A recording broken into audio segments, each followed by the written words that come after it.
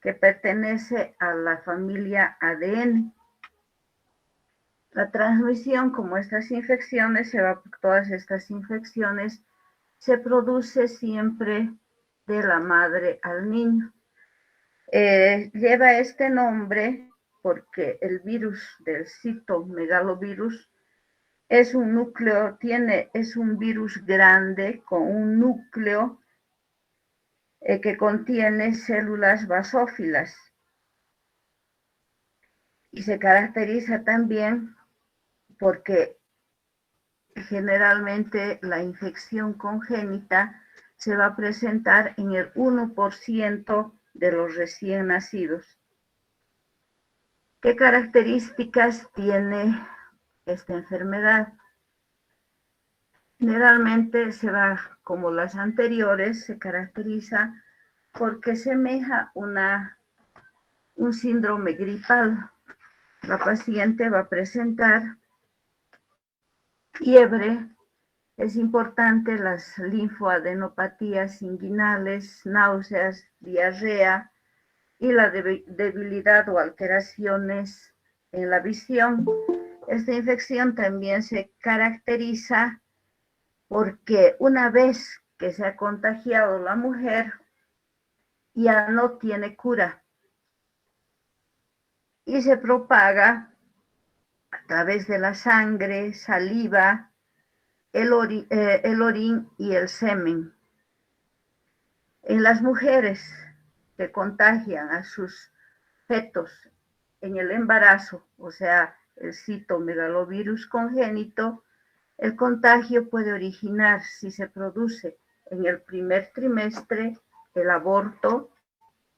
Si se ha producido posteriormente o no ha llegado a abortar nuestra paciente, tenemos gran opción de que exista un parto prematuro, es decir, antes de las 37 semanas, fetos con bajo peso al nacer, y como les decía, una que se han contagiado, los pacientes no tienen cura, por lo tanto, entre el 30 al 60% las mujeres tienen un alto índice serológico. La infección congénita, es decir, cuando el feto se ha contagiado durante el embarazo, se produce por vía transplacentaria. La sangre pasa a través del cordón umbilical hacia el feto en el momento del parto, que ya es una infección perinatal. El feto se contagia por las secreciones infectadas, es decir, por la infección que existe a nivel genital, y también, como hemos visto, que puede encontrarse en distintos fluidos del organismo materno, en el periodo postnatal el feto puede contagiarse a través de la lactancia. ¿Qué va a pasar con nuestro feto que se ha contagiado en el embarazo? Es decir, nuestro feto que tiene una infección congénita. Las alteraciones generalmente son las mismas que las vamos a observar en este grupo, en el grupo TORCH. Va a presentar una corioretinitis, las calcificaciones cerebrales, incapacidad mental o motora, microcefalia, y van a tener estos niños un retardo mental. Cuando nace el niño tiene todas las características de una incompatibilidad de RH. Entonces este niño va a presentar una ictericia precoz, la bilirrubina va a subir en el segundo día, va a existir una hiperbilirrubinemia en la fórmula. En el hematocrito vamos a tener eritrocitos nucleados en gran número, hepatoesplenomegalia, la presencia en todo el cuerpo de petequias y equimosis. Entonces, esta es toda la sintomatología que nosotros vamos a tener en un recién nacido que ha sido contagiado congénitamente con la madre. El diagnóstico es importante que nosotros hagamos siempre en lo posible en la etapa prenatal. Y como habíamos mencionado que este virus se encuentra en diferentes lugares del organismo, tenemos que hacer el diagnóstico en el sedimento de orina. En este caso se realiza una tinción con hematoxilina eosina para conseguir los cuerpos de inclusión, es decir, las células del citomegalovirus que se van a descamar del riñón. Hemos mencionado que estas células son gigantes. Este virus se encuentra también en la saliva, entonces podemos aislarla de la saliva, de la vagina, y también se puede hacer la determinación de los anticuerpos anti-citomegalovirus.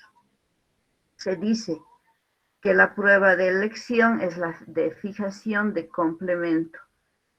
La IgM y la IgG están presentes siempre en un diagnóstico. La IgM se presenta en el 75 al 90% en caso de una infección aguda, y la IgG nos sirve para determinar el grado de agudeza de la infección.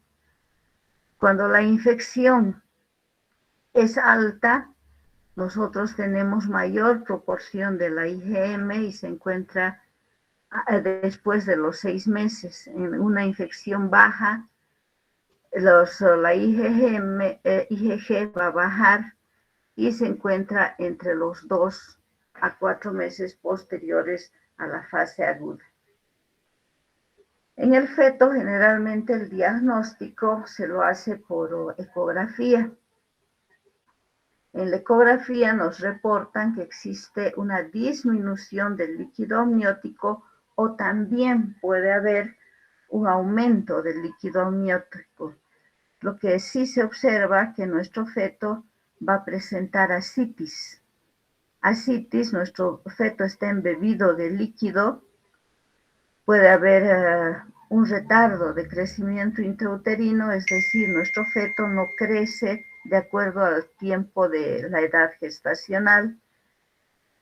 La microcefalia, que se la va a descubrir también por la ecografía, y un aumento de los ventrículos. A nivel del cerebro, por ecografía, se van a observar las calcificaciones cerebrales. Para las anteriores patologías hemos visto también que se puede hacer diagnóstico a través de una punción del cordón umbilical. Generalmente esta prueba nos sale negativa y no tiene gran utilidad.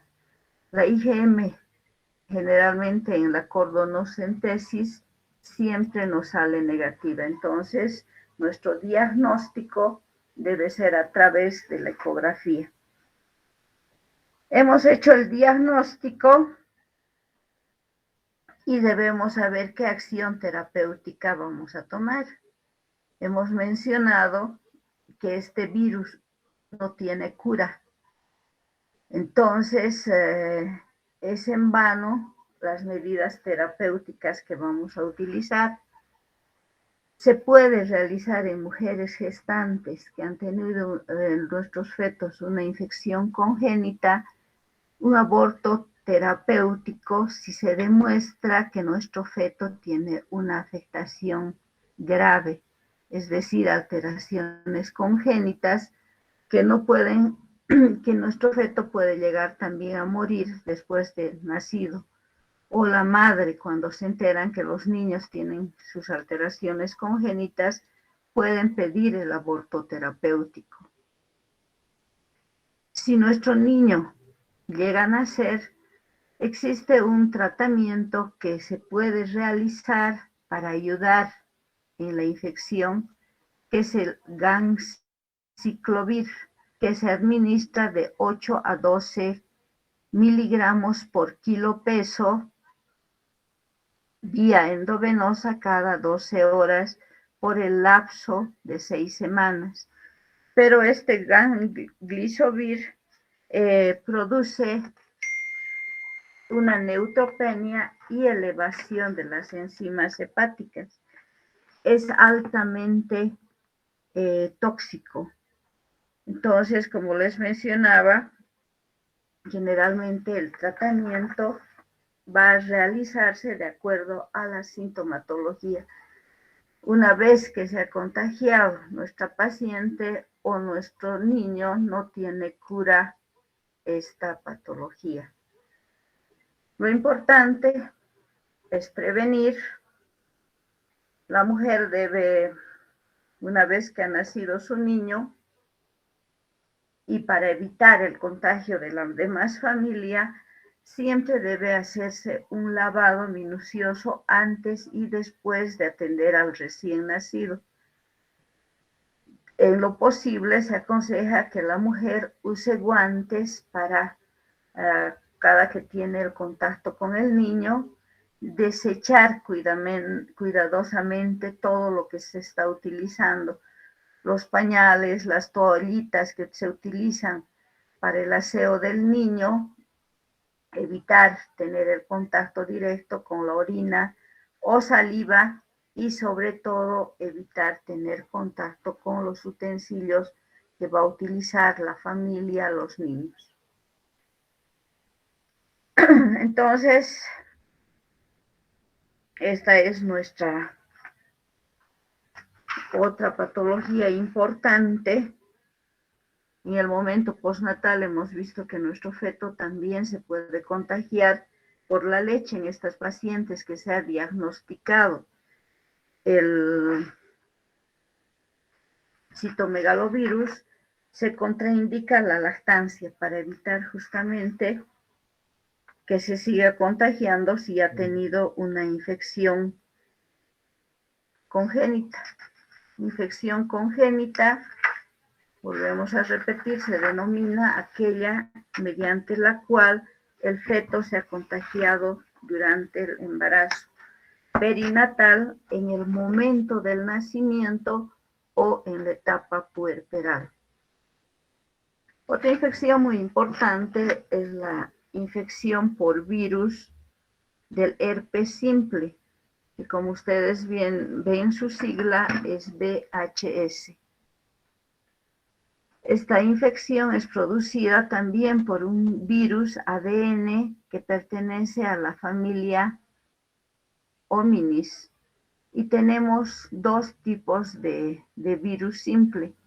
El uno, que va a atacar generalmente, ustedes están viendo, a la mucosa rinofaríngea, a la parte, al tejido ectodérmico de la piel.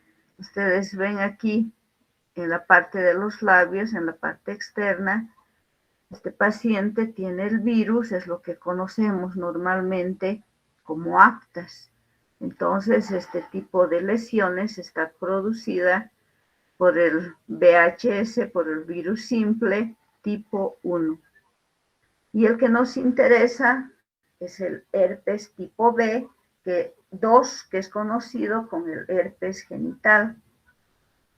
Esta es una infección de transmisión sexual que causa una gran morbimortalidad en el feto y también en la etapa neonatal, es decir, después que ha nacido. Se caracteriza porque la paciente va a presentar en el área genital unas vesículas que son sumamente dolorosas y tienen la característica también de producir bastante escozor, es decir, son pruriginosas, se van a ulcerar, dejan una costra, desaparecen y posteriormente vuelven a aparecer. El periodo de incubación puede ir de 7 a 21 días e incluso se dice que puede llegar hasta los 90 días. ¿Cómo se va a contagiar? Es lo que nos interesa, nuestro feto. La vía, principalmente tenemos la vía vertical, es decir, ascendente. ¿Y cuándo se va a producir por vía ascendente? el contagio de nuestro feto, sobre todo cuando se ha producido ruptura prematura de las membranas y esta ruptura es superior a las 4 horas. En el momento del parto también se puede contagiar a través del paso por el canal del parto de nuestro feto, que está en contacto con las secreciones. Y lo primero que se va a contagiar a nivel de los ojos, la nariz y la boca. Y posteriormente, en el momento del posparto, también se puede contagiar por contacto directo con la madre o el personal de enfermería que hacen el aseo a la mujer, no han tenido cuidado en lavarse las manos antes de atender al niño y es otra vía de contagio. Y la principal vía de contagio es la hematógena, que se contagia a través del paso de este virus de la placenta a través del cordón umbilical a nuestro niño. Entonces, son las 3 formas de infección del virus genital. ¿Qué sintomatología tiene la madre para que nosotros podamos darnos cuenta de que tiene esta patología? Generalmente va a venir por dolor a nivel genital, ya que hemos mencionado que presentan la úlcera bastante dolorosa, un eritema a nivel de los genitales externos, las vesículas que pueden presentarse a nivel del cuello uterino y de la vagina, dificultad y dolor en la micción, es decir, disuria, flujo abundante, leucorrea abundante a nivel de la vagina, fiebre, malestar general y dolor a nivel de todo el organismo. Generalmente se caracteriza porque va a presentar a nivel neuronal una radiculomielopatía con alteraciones sensitivas de los dermatomas sacros. Nuestra paciente se va a quejar de dolor de bastante intensidad en la región dorsolumbar. Nuestro feto, entonces, al contagiarse, aquí vemos la zona genital, donde vemos la presencia de las vesículas, el eritema a nivel de esta zona. Cuando nosotros vemos estas lesiones, estas vesículas, inmediatamente ya tenemos nuestro diagnóstico, herpes genital, y la vía de terminación del embarazo. En ese caso siempre va a ser por vía alta cesárea. ¿Qué pasa cuando nuestro feto se ha contagiado? Va a presentar 3 alteraciones importantes. Va a presentar una infección sistémica, la infección sistémica que va a ser generalizada y es la que va a presentar mayor morbimortalidad. Es decir, la infección sistémica tiene peor pronóstico, ya que está atacando a todo el cuerpo de nuestro feto. Generalmente nuestro feto al nacer va a presentar síntomas inespecíficos, una letargia, nuestro feto está como dormidito, no quiere despertar, irritable, llora de todo y de nada, todo el tiempo nuestro recién nacido, está llorando. Generalmente tiene episodios de apnea en la segunda mitad de la vida, dice generalmente a partir de los 6 meses. Posteriormente, nuestro niño puede presentar un cuadro neurológico que se va a presentar la alteración a partir de los 6 meses al 1 año de edad. Y se caracteriza porque nuestro niño va a presentar generalmente convulsiones que son refractarias al tratamiento, y también este niño que se ha contagiado ha tenido una infección en el embarazo congénita van a ser con microcefalia y calcificaciones cerebrales y coriorretinitis, cuadros o alteraciones que son similares a las anteriores patologías. Estas alteraciones neurológicas generalmente se caracterizan porque nuestro feto va a presentar una encefalitis que, como decía, le va a producir convulsiones que son refractarias al tratamiento. Y el cuadro local que nuestro feto, o nuestro niño, perdón, va a presentar en el 50% compromiso de estas lesiones a nivel de la piel, la boca, y se va a caracterizar por las lesiones vesiculares, como hemos visto en la imagen anterior. ¿Cómo vamos a diagnosticar? En la madre es fácil el diagnóstico, ya que la madre generalmente viene por la sintomatología, el dolor a nivel de la vagina con la presencia de las úlceras. Entonces nosotros vamos a tomar con una jeringa, si estas no han estallado, las vesículas no han estallado, podemos hacer una punción y obtener muestras tanto de la vagina o del cuello del útero.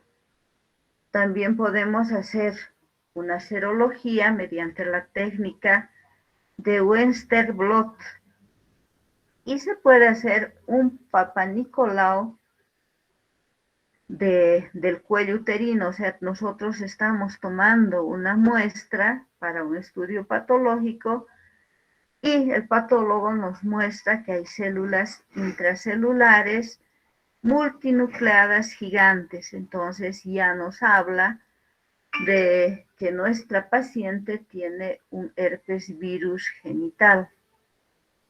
En el recién nacido que cursa con cuadros de encefalitis, vómitos, convulsiones refractarias al tratamiento, es importante realizar una tomografía y un electroencefalograma para descartar cualquier otra patología.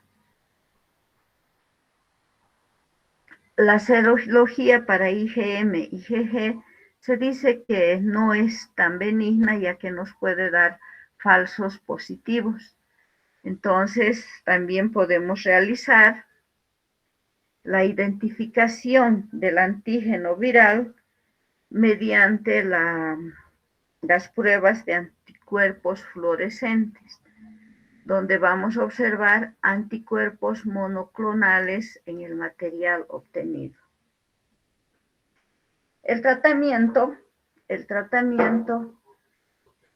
generalmente se basa en el tiempo de la gestación que nosotros queremos o hemos descubierto la patología.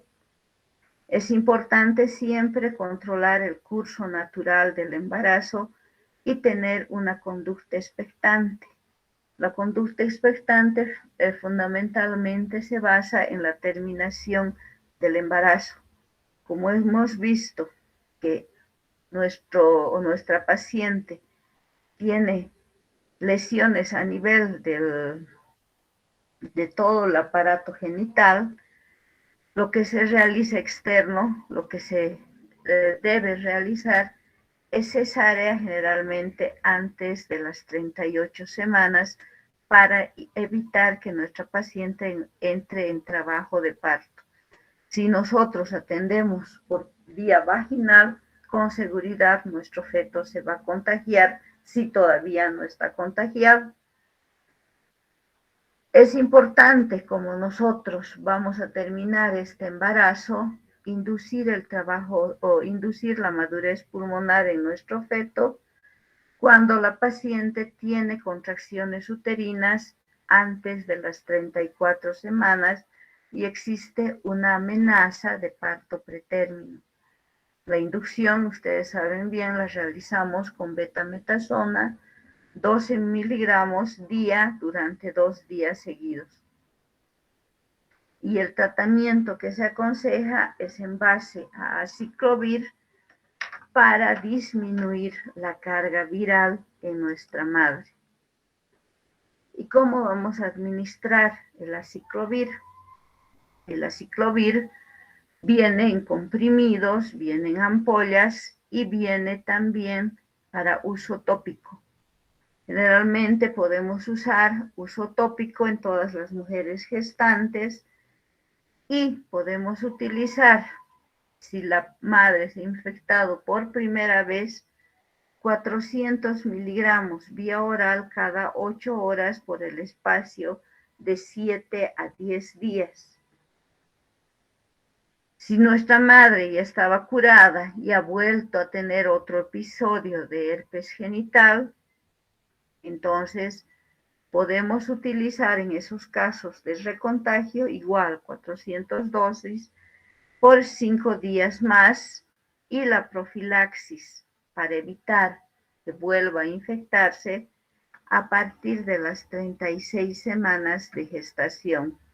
Es importante en estas mujeres que han tenido esta infección genital aislar al recién nacido para evitar el contagio.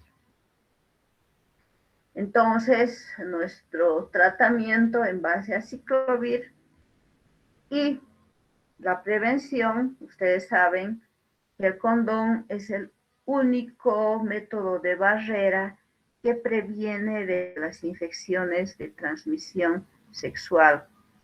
Se indica a estas pacientes, tanto al hombre o mujer que tiene el herpes genital, de abstenerse de tener relaciones sexuales hasta que estén completamente curados. El herpes labial también es importante el contagio cuando se practica el sexo oral. Esas son las 4 enfermedades importantes que nosotros las tenemos en el grupo TORCH. Hemos visto que TORCH debe justamente sus siglas a la toxoplasmosis, rubeola, al citomegalovirus y al herpes simple. Otra infección bastante importante que se produce en la gestación es la sífilis congénita, es decir, que nuestra madre sifilítica va a contagiar a su niño en el embarazo. Ustedes deben recordar que la sífilis es una enfermedad sexual que es curable y es transmitida por el treponema pallidum, que es una espiroqueta.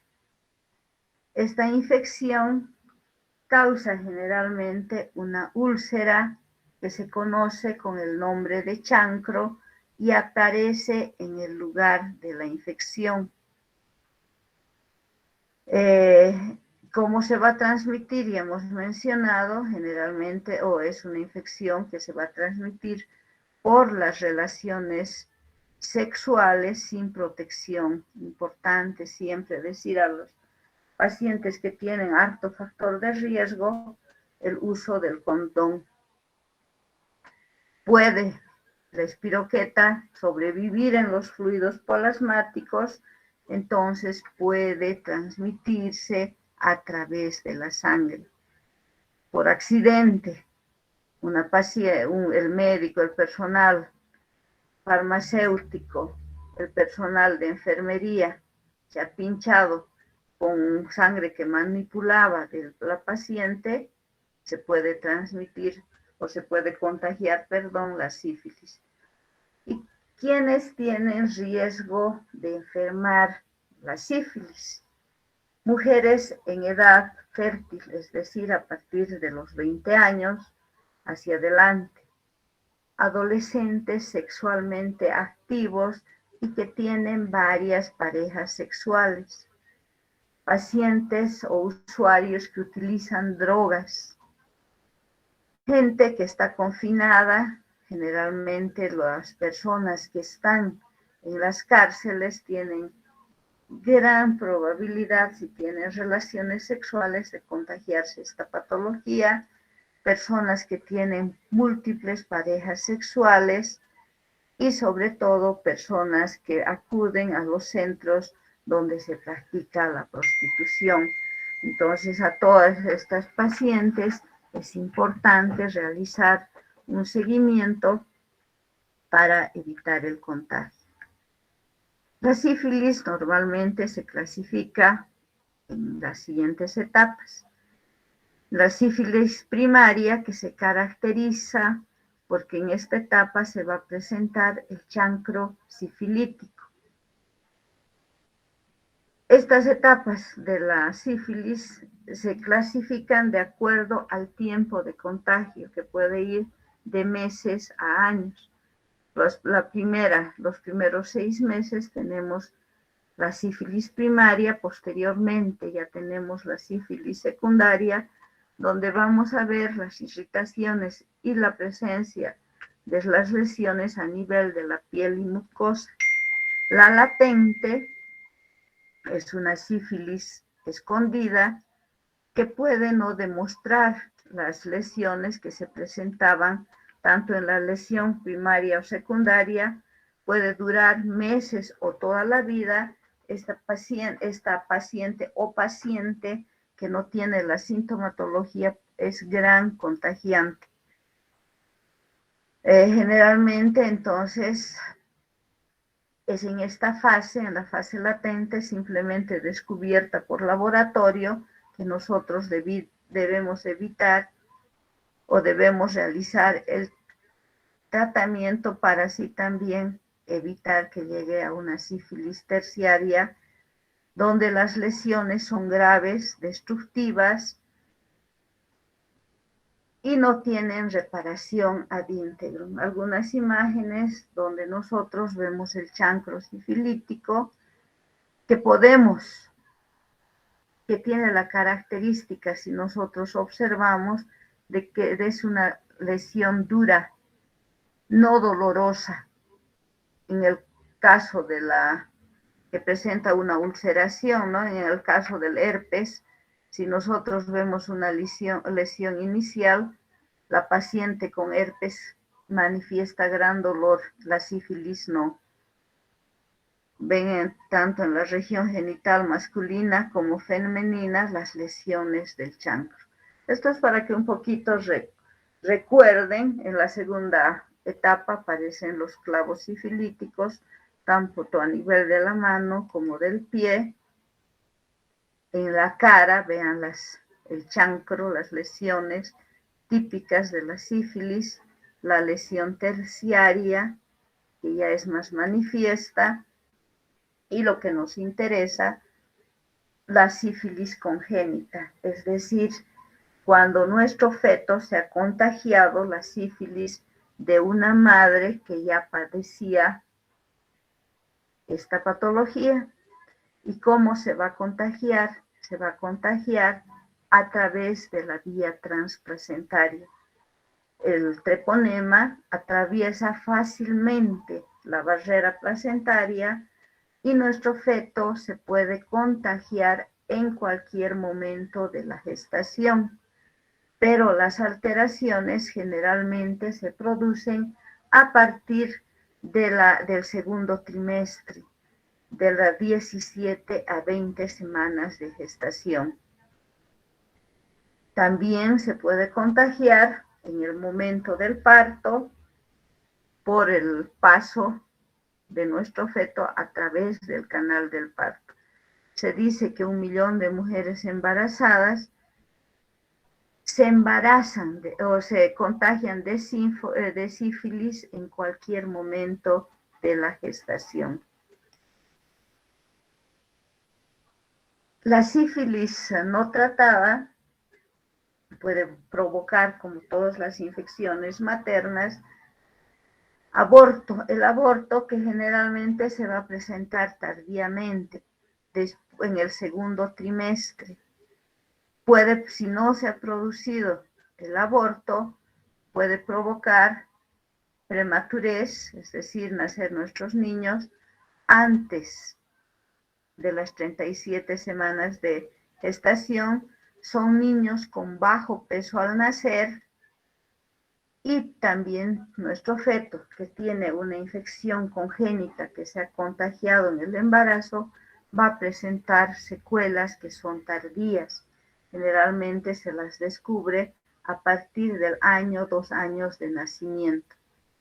Esta patología también nos puede llevar a un óbito fetal, es decir, a una muerte fetal intrauterina. ¿Qué características va a presentar nuestro niño que se ha contagiado de sífilis materna?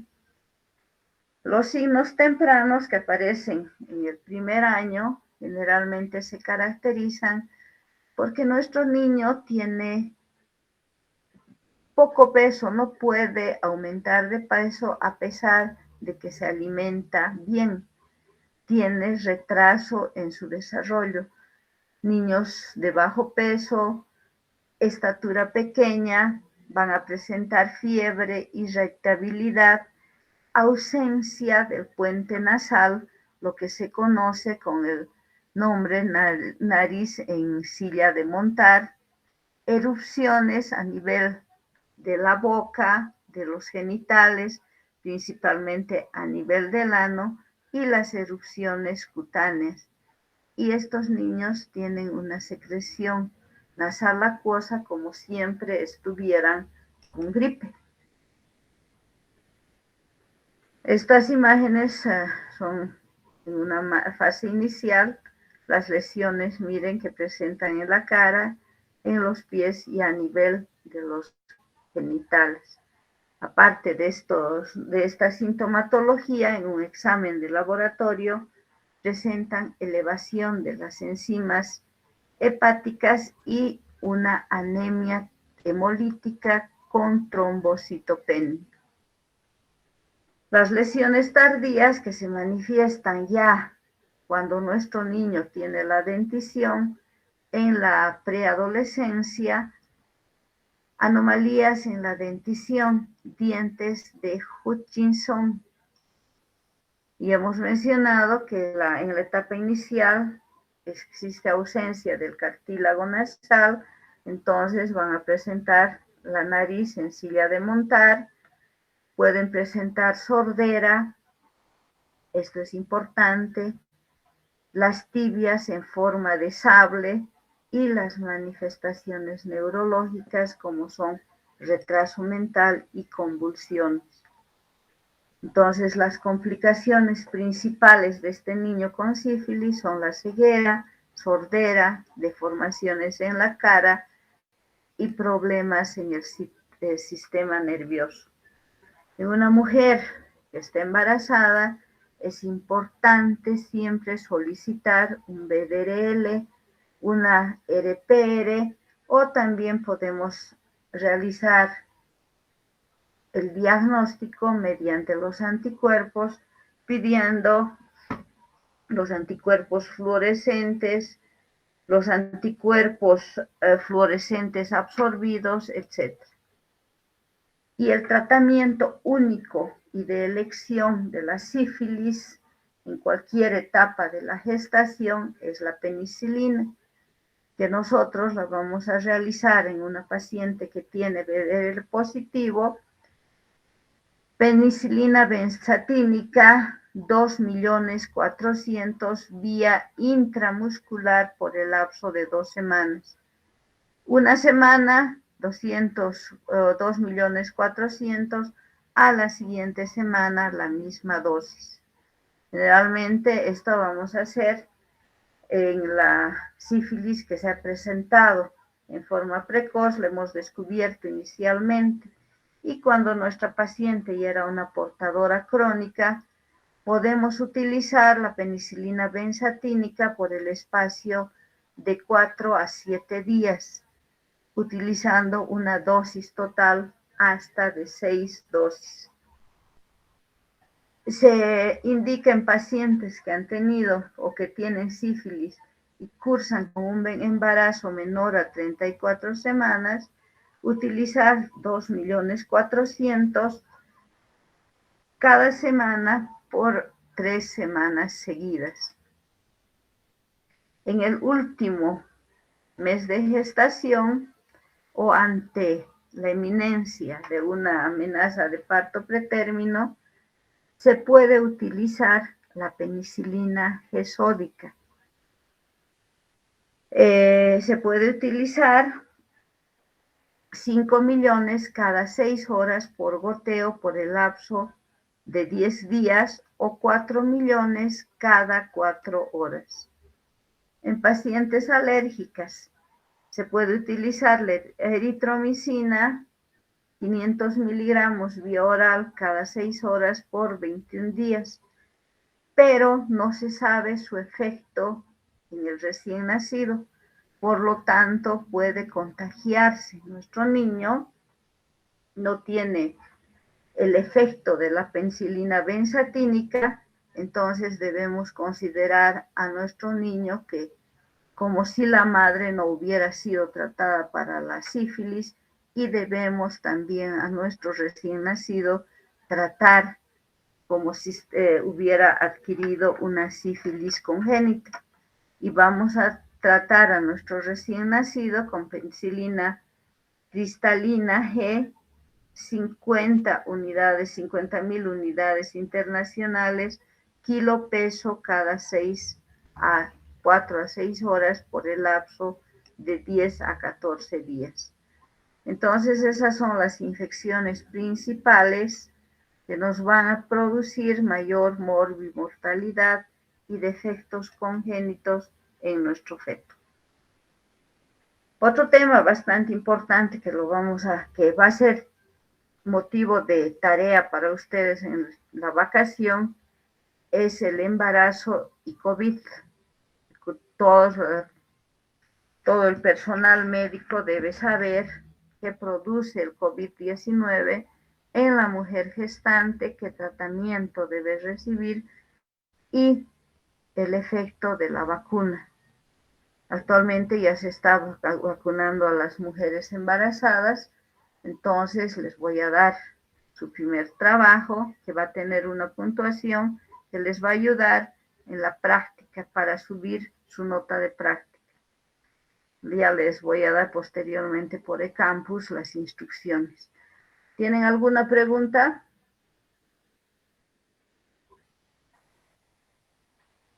Bueno, chicos, es importante que repasen porque en la vida diaria nosotros encontramos bastante estas infecciones. Nos vemos el miércoles, chicos. Hasta el miércoles.